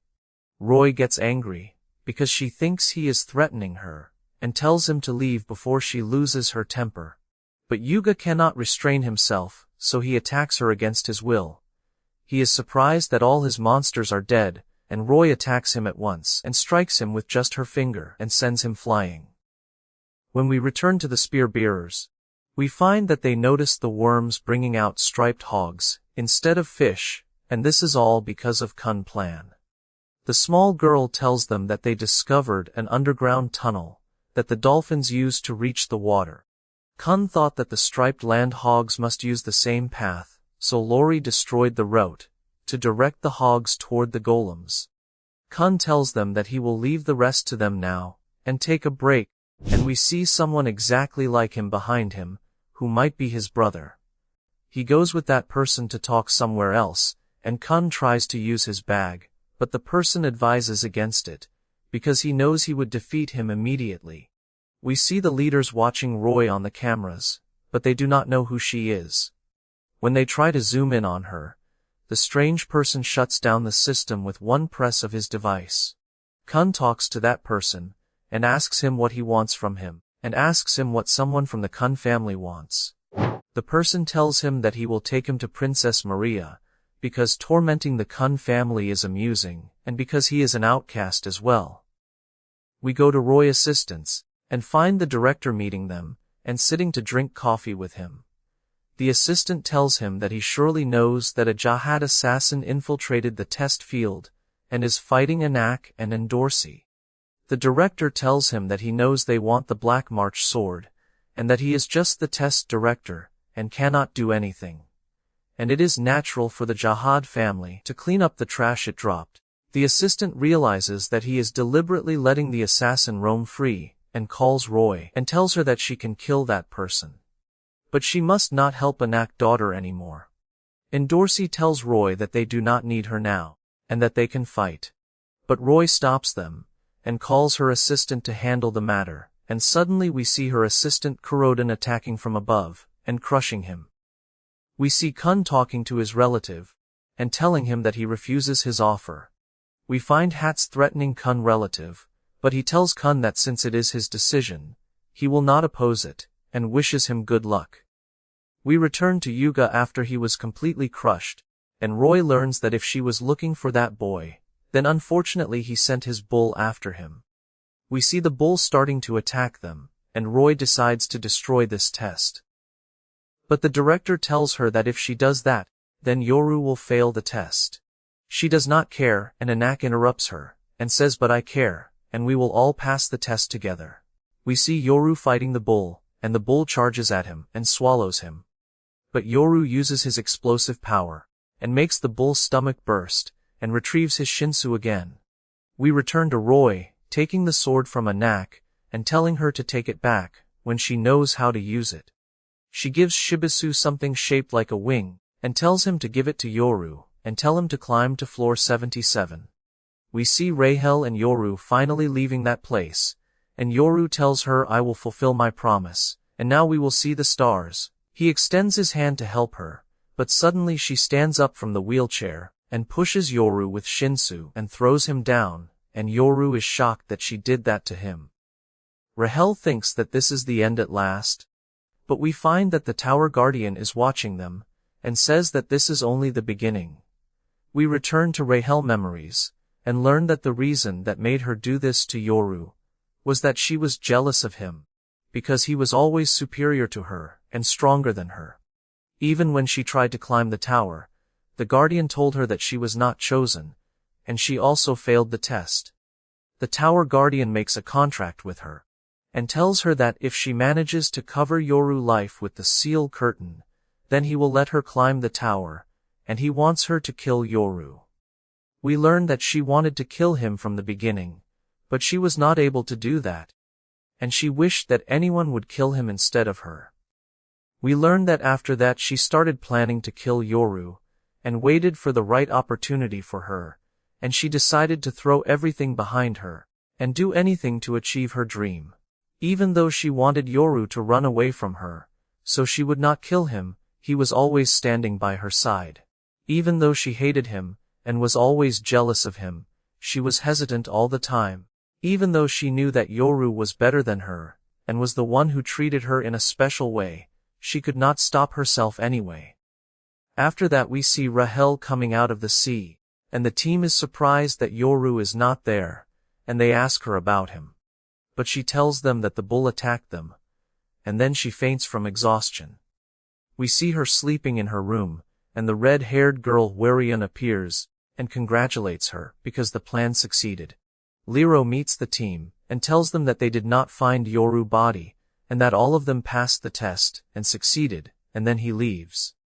After he leaves, they all start crying, because of losing a dear friend to them.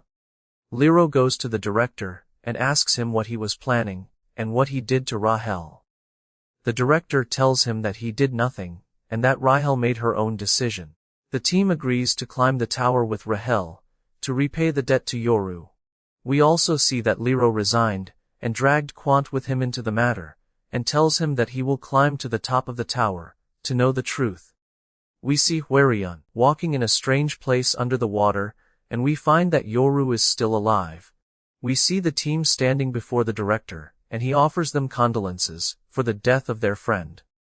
Kun talks to Rahel, and tells her that if she truly loved Yoru, she would not be here now, and he wishes that he had met him first. At that moment Yoru wakes up from the coma he was in, and asks who brought him here, and asks about Rahel. The girl tells him that he is still asking about her, despite what she did, and Yoru remembers when Rahel pushed him from above. The girl tells him that he must climb the tower, to know the truth that he wants, and that she will help him with that, and train him.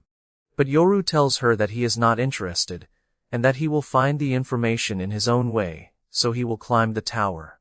Warion becomes happy, and welcomes him to the ruler tower.